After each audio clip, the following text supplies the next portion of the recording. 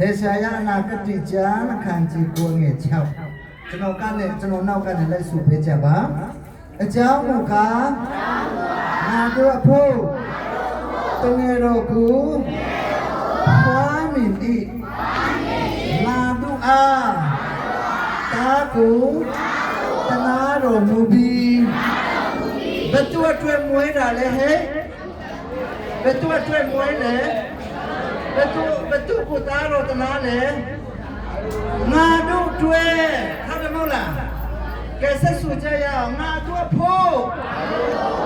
တို့တငယ်ကိုဖွားမြင်ပြီဘယ်သူဖို့လဲ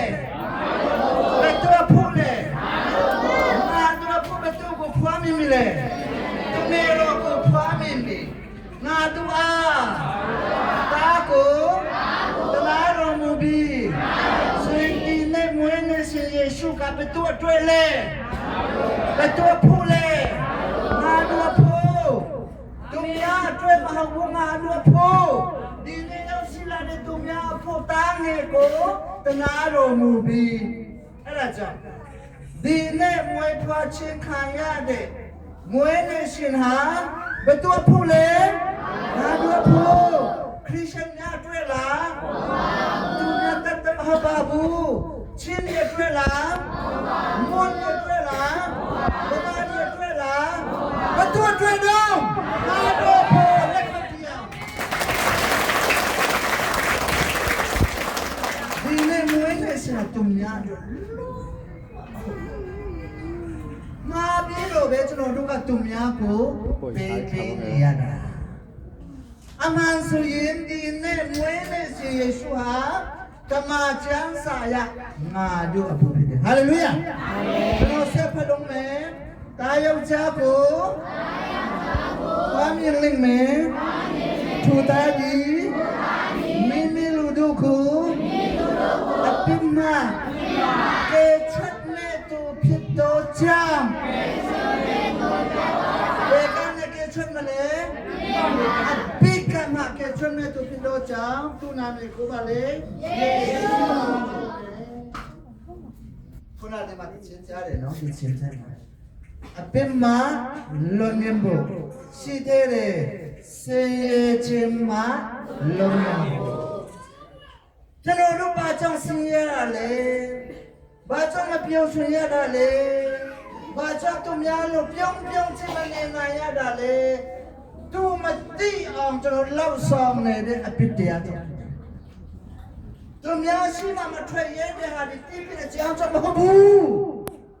ဘာကြောင့်ကျွန်တော်တို့ကန်ရဲ့အကျူဘာလို့တခုခုလောက်တိုင်းအောင်မြင်မှုမရတာလဲအဲ့ဒီအရာဒီအလုံးဟာအပြစ်တရားကြောင့်ဖြစ်ဒီနေ့မွေးနေရှင်ဟာသူအပြစ်တရားကနေအပြစ်တရားကိုပေးဖို့အပြစ်များကိုချွတ်ပြီးတော့စီရင်ခြင်းဘဝကလည်းလုံးလုံးစေဖို့ဒီနေ့ယေရှုကြွလာပြီဟာလေလုယာအာမင်လက်ခံကြည့်လို့သူကြရအဲ့ဒါသူငါတို့မဟုတ်ဘူးငါတို့တွေအာမင်အဲ့ဒါကိုကျွန်တော်တို့ကသူများကိုပေးနေရတယ်အဲ့ဒါကိုကျွန်တော်တို့ငါတို့ယူရမယ်တာတော့ယေရှုဖြစ်တယ်ဟာလေလုယာ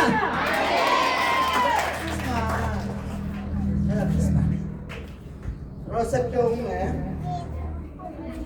ကျွန်တော်ဖတ်တော့မယ်ခြေရောအခရမခံကြည့်တော့အစလက်စငါ